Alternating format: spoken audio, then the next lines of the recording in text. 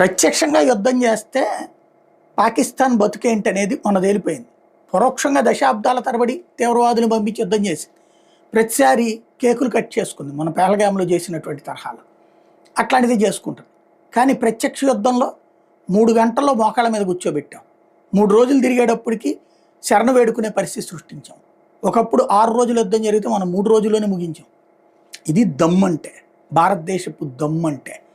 ఇవాళ రోజున అమెరికా పరిస్థితి ఏంటి?